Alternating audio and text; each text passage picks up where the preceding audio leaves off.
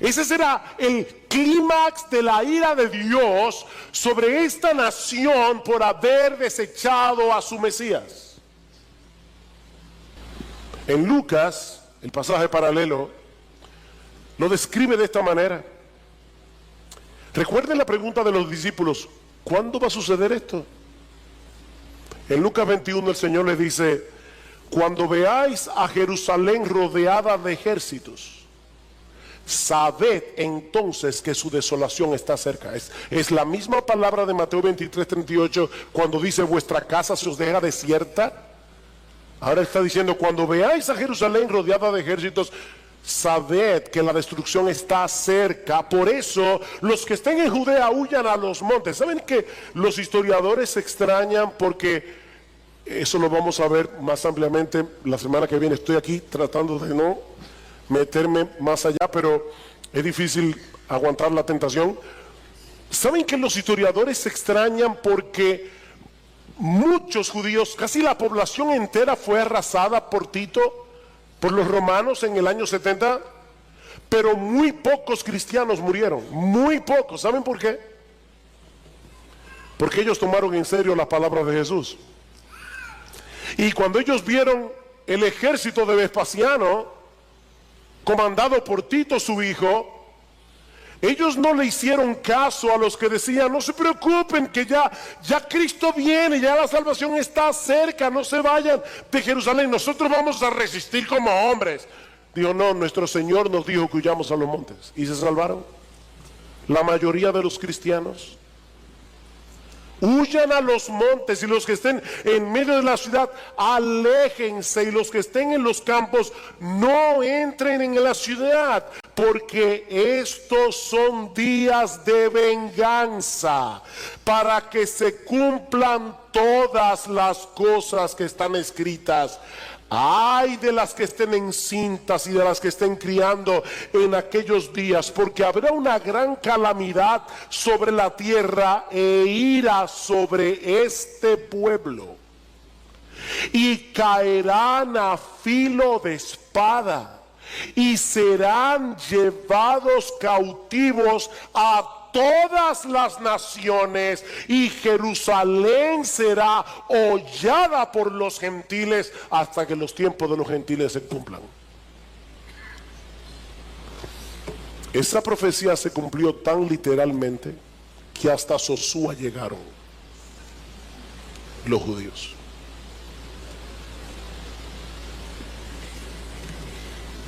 Serán llevados cautivos a todas las naciones.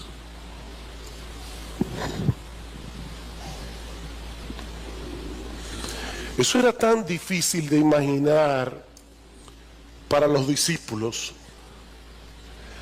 que es muy probable que en la mente de ellos asociaran estos eventos con el fin del mundo. No, si es verdad que Jerusalén va a ser arrasada y que del templo no quedará piedra sobre piedra, tiene que ser que está llegando el fin del mundo. De ahí la pregunta de los discípulos. Dice en Marcos capítulo 13, versículo 3: y estando él sentado en el monte de los olivos frente al templo, Pedro, Jacobo, Juan y Andrés le preguntaron en privado: dinos cuándo sucederá esto, y qué señal habrá cuando todas estas cosas se hayan de cumplir. En el pasaje paralelo del Evangelio de Mateo encontramos una versión más completa de la pregunta. Ellos preguntaron: dinos ¿cuándo sucederá esto?, refiriéndose obviamente a la destrucción de Jerusalén y del templo. ¿Y cuál será la señal de tu venida y de la consumación del siglo? Tal parece que en la mente de ellos esas tres cosas tenían que suceder al mismo tiempo: la destrucción de Jerusalén y del templo, la segunda venida de Jesús y el fin del mundo. Pero ahora Jesús les hace ver que hay un lapso indefinido de tiempo entre un evento y los otros dos. Esa es la razón del discurso del Monte de los Olivos. Ven, hermanos, ¿por qué les decía al principio que Jesús no estaba tratando de darnos ayer la noticia de mañana?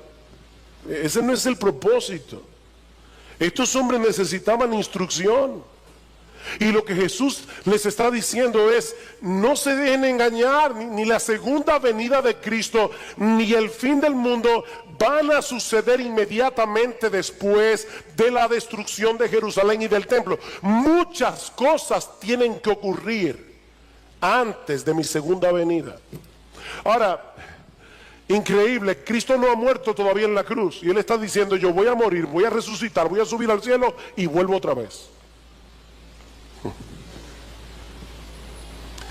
Pero no conecten una cosa con la otra, porque primero viene la destrucción de Jerusalén, la destrucción del templo, y luego viene mi segunda venida. Si ellos no entendían eso, no solamente serían fácilmente engañados, sino que podían sentirse profundamente frustrados al estar esperando algo que no iba a suceder en el tiempo en que ellos pensaban que iba a suceder. De ahí las advertencias del Señor en los versículos 5 al 13. Cristo da dos advertencias que voy a ver muy brevemente. La primera en los versículos 5 al 8. Y básicamente lo que el Señor les está diciendo allí es: tengan cuidado, no se dejen engañar por supuestas señales. Vean el versículo 5. Jesús comenzó a decirles: mirad que nadie os engañe. Muchos vendrán en mi nombre diciendo: yo soy el Cristo, y engañarán a muchos. Y cuando oigáis de guerras y de rumores de guerras, no os alarméis. Roma estaba en paz en esos días, pero luego del suicidio de Nerón en el 68, vino un tiempo de tanta revuelta que en el año 69, después de Cristo, un año antes de la destrucción del templo, hubo 4 emperadores en Roma en un solo año. Oiréis de guerra, rumores de guerra.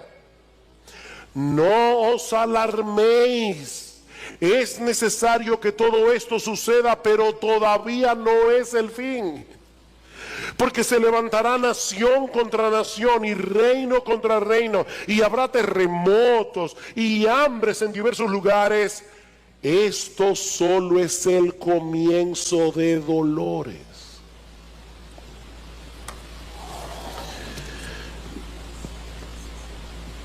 La enseñanza de Jesús es tan clara en este pasaje que no deja de ser increíble que a lo largo de los siglos tantas personas hayan sido engañadas creyendo que ciertos eventos son señales del fin cuando no lo son.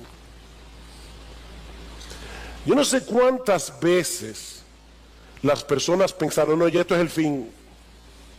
Yo imagino que cuando Napoleón comenzó a conquistar Europa, muchos pensaron en el siglo XIX: ya esto se acabó. Napoleón está muerto y enterrado. Primera Guerra Mundial, eso fue horrible. Bueno, esto sí que ya es el fin del mundo. No, no es el fin del mundo. Van a oír de guerra, rumores de guerra, reino contra reino, nación contra nación. Que esos no son señales del fin, dice Jesús. No estén buscando indicios en los periódicos. Surge Hitler en Alemania, el ataque a Polonia, la Segunda Guerra Mundial. Bueno, ahora sí que no es el fin, dice Jesús. Increíble, ¿verdad? ¿Cómo? ¿Qué es lo que le pasa a la gente que no lee la Biblia? Lo que pasa es que no leen el texto con cuidado. Aquí dice que no se dejen engañar, que esas no son señales del fin. Eso es lo que va a estar pasando a lo largo de toda la historia hasta que yo vuelva en gloria. No se dejen engañar. Vendrán falsos cristos, oiréis de guerra, rumores de guerra, nación contra nación, reino contra reino, terremotos, hambrunas. Pero todavía no es el fin. Mis hermanos amados, no se pongan a buscar las noticias en los periódicos. Bueno, ya eso no existe casi en internet. No se pongan a buscar noticias buscando algún indicio de la venida de Cristo, porque van a terminar extraviándose. Esto es solo el comienzo de dolores, dice Jesús. Y esta es una referencia a los dolores de la mujer encinta. Es como si Jesús estuviera diciendo: la historia del mundo ya está preñada para dar a luz en algún momento el evento glorioso de mi segunda venida. Pero mis hermanos, nosotros no tenemos ni idea del tiempo que va a durar el parto. ¿Saben que hay mujeres que se pasan 24 horas con dolores? Y hay otras que en el tercer pujo dan a luz y duran 2 horas. No sabemos. Eso es lo que Jesús está diciendo. No sabemos. Eso nadie lo sabe. Tal vez, y digo esto con cuidado, pero tal vez pudiéramos decir que así como los dolores de la mujer encinta se van intensificando y haciendo cada vez más agudos a medida que se acerca el alumbramiento del bebé, bueno, de una manera similar, las señales que el Señor está mencionando aquí puede que se intensifiquen y se hagan más seguidas y agudas a medida que nos acercamos a su segunda venida, pero aún eso es muy impreciso. ¿Cómo sabemos cuántas guerras, cuántos terremotos, cuántas hambrunas tienen que llegar para que Jesús regrese en gloria? Así que primera advertencia: no se dejen engañar. Segunda advertencia, versículos 9 al 13. El Señor les dice: los creyentes van a sufrir persecución durante toda esa era, de un modo u otro, por causa mía, dice Jesús. Lo dice 2 veces: por causa mía. Pero en vez de detener el avance de la iglesia, ¿saben qué dice el Señor? Esas persecuciones servirán para llevar el evangelio a todas partes y para purificar a la iglesia, para saber quiénes son suyos y quiénes no lo son. Versículo 9. Pero estad alertas, porque os entregarán a los tribunales y seréis azotados en las sinagogas y compareceréis delante de gobernadores y reyes por mi causa, para testimonio a ellos.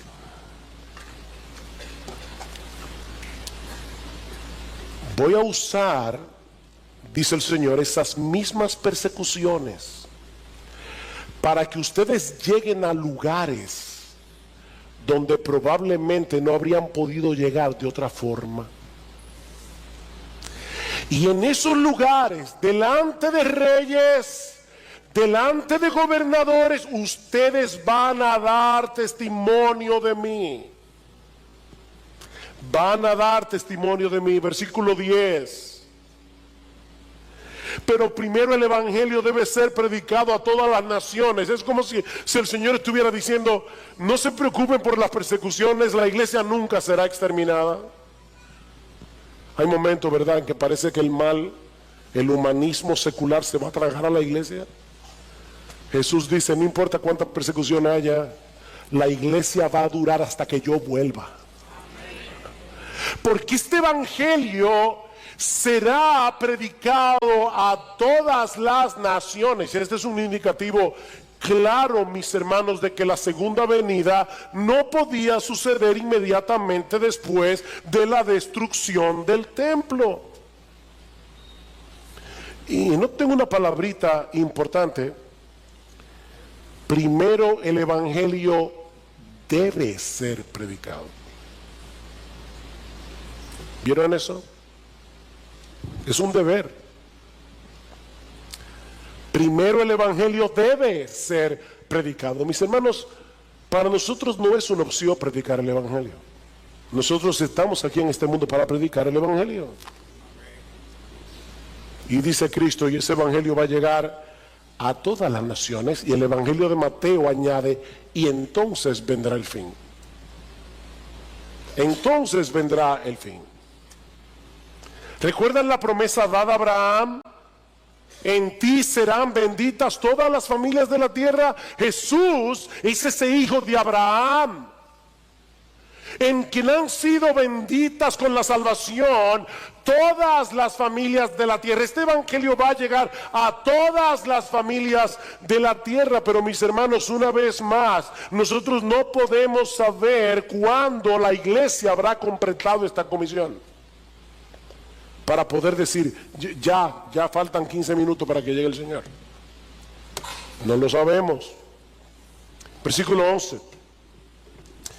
Y cuando os lleven y os entreguen, no os preocupéis de antemano por lo que vais a decir, sino que lo que os sea dado en aquella hora, eso hablad, porque no sois vosotros los que hablad, sino el Espíritu Santo. Imagínense a los apóstoles escuchando, estos 12 pescadores, la mayoría de ellos pecadores, hombres del pueblo, y Jesús les está diciendo, ustedes van a ser llevados delante de reyes, van a ser llevados delante de gobernadores y van a dar testimonio de mí.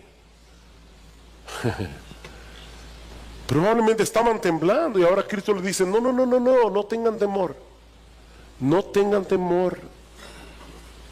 No se preocupen de antemano por lo que tengan que decir, porque cuando llegue el momento preciso, el Espíritu Santo que está en ustedes, Él los va a capacitar para que ustedes digan lo que tienen que decir. Él les dará el coraje, Él les dará las palabras. Y ¿saben qué, mis hermanos? Aunque esa promesa se cumple primariamente en los apóstoles, secundariamente para todos nosotros, porque después de Pentecostés el Espíritu Santo mora en todos los que son verdaderos creyentes. Yo no sé a cuántos de ustedes les ha pasado, pero hay momentos en que uno conoce a cierta persona que, ya sea por su posición o por lo que sea, uno se siente intimidado. Si a ti no te ha pasado, te felicito. A mí me ha pasado. Y uno dice, Señor, yo tengo que predicarle el evangelio. Yo no sé ni cómo voy a comenzar. Pero por favor, Señor, ayúdame. Y es increíble cómo el Señor de repente abre la boca. Uno comienza a hablar. Y yo no sé si a ti te ha pasado esto que yo he experimentado, pero hay momentos que yo me pregunto, ¿y soy yo que estoy hablando? Y yo sé que soy yo, no hay ninguna inspiración aquí, pero hay una capacitación especial del Señor para predicar su palabra. Así que no tengan temor, no tengan temor. Versículo 12. Y el hermano entregará la muerte al hermano y el padre al hijo, y los hijos se levantarán contra los padres y les causarán la muerte, y seréis odiados de todos por causa de mi nombre.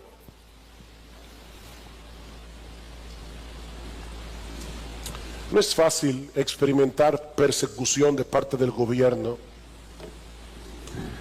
Pero mis hermanos, cuando esa persecución viene de la familia, es mucho más doloroso, es mucho más difícil de soportar. Pero mis hermanos, eso es lo que millones de creyentes han tenido que sufrir a lo largo de la historia. En lugares islámicos hay padres que han entregado a muerte a sus propios hijos por haberse convertido al cristianismo.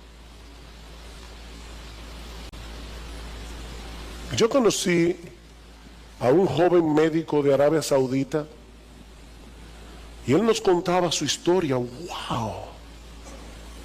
¿Cuánto sufrió ese muchacho? De mano de su propia familia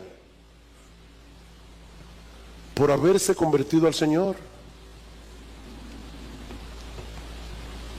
Y noten que Jesús no está hablando aquí de un simple rechazo de parte de los miembros de la familia. No, es mucho más que eso. Jesús está diciendo aquí que el aborrecimiento del mundo hacia Él es tan profundo que por causa de nuestra identificación con Él, dice, seréis aborrecidos de todo por causa mía. Dicen aquellos lugares y momentos donde el evangelio es ilegal, donde ser cristiano es ilegal, el hermano entregará la muerte al hermano, el padre al hijo, los hijos se levantarán contra los padres y los harán morir. ¡Wow! Siempre se ha dicho, ¿verdad?, que la sangre pesa más que el agua, refiriéndose a la inclinación natural que sentimos hacia los miembros de nuestra propia familia, sobre todo la familia inmediata. Pero Jesús nos está diciendo en este texto que el aborrecimiento que el mundo siente hacia Él puede llegar a quebrantar esos lazos de amor y convertirse en rechazo y aborrecimiento. Simplemente porque somos cristianos. Y es importante que subraye esto, porque una persona puede ser aborrecida porque es un imprudente. Yo cometí muchas imprudencias, sobre todo cuando estaba acabado de convertir. Me acuerdo predicándole a mi mamá de una manera tal, recién convertido, que mi mamá me dijo: si tú sigues hablándome de esa manera te voy a dar una galleta. Y para aquellos que no saben lo que es una galleta, porque lo están viendo por internet y están en otros países, no es una galletica de chocolate, es una bofetada. Ahora, saben que yo me lo gané. Yo no siempre he sido prudente predicando el evangelio y me avergüenzo de eso. Pero por más prudente que tú seas, vas a ser rechazado. Mi hermano, tú sigues a un Salvador que fue crucificado, tú sigues a un Salvador que fue clavado en una cruz. Tú no puedes esperar que el mundo te trate mejor de lo que lo trató a Él. Tú eres cristiano, tú llevas contigo el nombre de Cristo. Si el mundo os aborrece, dice Jesús, sabed que a mí me ha aborrecido antes que a vosotros. Si ustedes fueran del mundo, el mundo amaría los suyos. Al mundo le encanta la pompa, qué tipo más inteligente, qué tipo más brillante.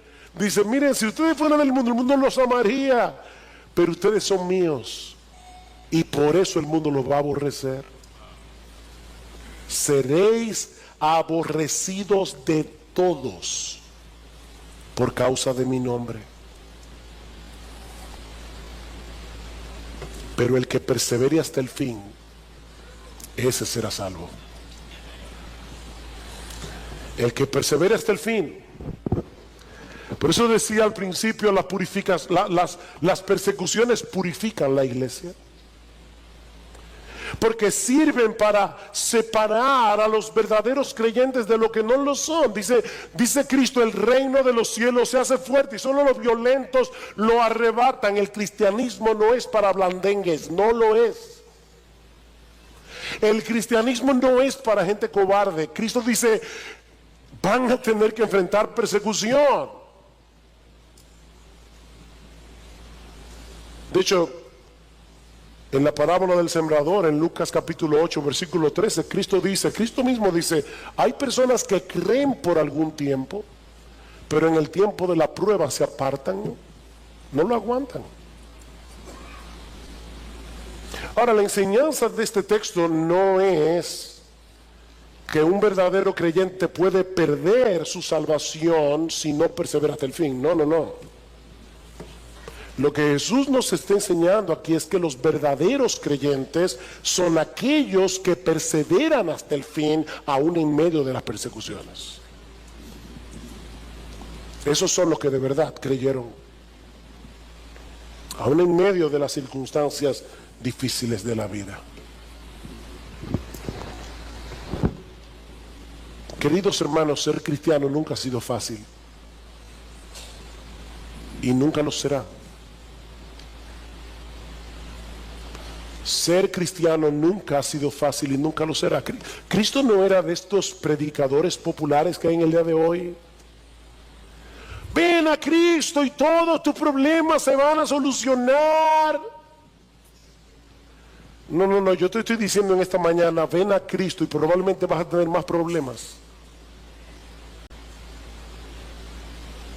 Cristo dijo claramente: las zorras tienen guarida, las aves de los cielos nidos, pero el Hijo del Hombre no tiene dónde recostar su cabeza. ¿De verdad tú quieres seguirme a mí?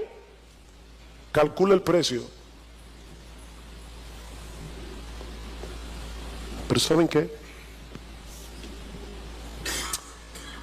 No hay razón para que los cristianos nos sintamos avergonzados o intimidados por el mundo. Porque estamos del lado de aquel que venció la muerte en la cruz del Calvario. No hay razón para estar intimidados. Mis hermanos, independientemente de lo que el mundo piense de los cristianos, que somos unos retrógrados, que somos de mente estrecha, que nosotros estamos en la época de la Edad Media, que nosotros no somos progresistas, no importa lo que el mundo piense de los cristianos. Es un privilegio, es un gran privilegio seguir y servir a ese Rey que por amor a nosotros se hizo siervo para dar su vida en rescate por muchos. Es un privilegio ser cristiano. Porque ese que murió en debilidad ahora reina con poder a la diestra del Padre. Y dice Pablo en Efesios 1:11, 1:21, sobre todo principado y autoridad y poder y señorío. Él es el soberano de los reyes de la tierra, dice el apóstol Juan en Apocalipsis capítulo 1, versículo 5. El soberano de los reyes de la tierra. Y algún día todos doblarán su rodilla ante Jesús y confesarán que Él es el Señor. Miren, mis hermanos, si hay algo que nosotros aprendemos de este pasaje, le decía a mi esposa ayer, estoy peleando con el texto porque hay tantas cosas que tengo que decir y no las puedo decir en una sola hora. Pero si hay algo que nosotros aprendemos de la porción que vimos en el día de hoy, es que este mundo no se está moviendo a tontas y a locas. No, no, no, mis hermanos. Nuestro Dios está llevando a cabo el plan de redención que Él decretó desde antes de la fundación del mundo. Un plan de salvación que gira en torno a la persona y a la obra de Jesús. Y nada ni nadie podrá impedir que Él haga lo que Él ha diseñado hacer, lo que Él ha determinado hacer. Es por eso que Jesús anunció de antemano su muerte y su resurrección. Él dijo de antemano: yo vine a morir. Jesús anunció de antemano la destrucción de Jerusalén y del templo en un lapso de tiempo de 40 años, porque Él es el soberano de la historia. Jesús anunció de antemano que los judíos serían esparcidos por todo el planeta Tierra por haberlos rechazado a Él. Jesús anunció que Él iba a edificar a su iglesia. Jesús anunció que la iglesia iba a prevalecer hasta la segunda venida a pesar de las persecuciones, que las puertas del Hades no prevalecerían contra la iglesia. Jesús anunció de antemano que su evangelio sería predicado a todas las naciones. Jesús anunció que Él regresará en gloria por segunda vez desde los cielos cuando todo se haya cumplido. Él es el Señor de la historia. Él es Rey de reyes. Él es Señor de señores. Y algún día todos aquellos que se han rendido ante su soberanía y han venido a Él en arrepentimiento y fe, reinaremos juntamente con Él.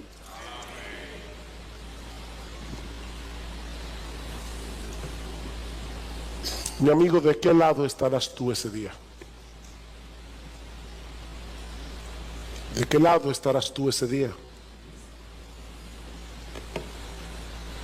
¿Te has rendido a sus pies, reconociendo tus pecados, confiando en la obra de salvación que Él hizo en la cruz del Calvario, no en tu propia justicia, no en tu propia decencia, no en tu propia moral? Has venido a Cristo en arrepentimiento, confiando en su obra de redención, cuando Él derramó su sangre para lavarnos de nuestros pecados. De tal manera que hoy tú puedes decir con toda certeza y a boca llena que Jesús es tu Señor, no el del otro, tu Señor. Porque si no es así, mi amigo, yo te invito en esta mañana a que depongas tu enemistad y tu orgullo y vengas humillado a Él, porque no hay manera de ganar esta batalla contra aquel que venció la muerte y reina con poder a la diestra del Padre. No hay manera.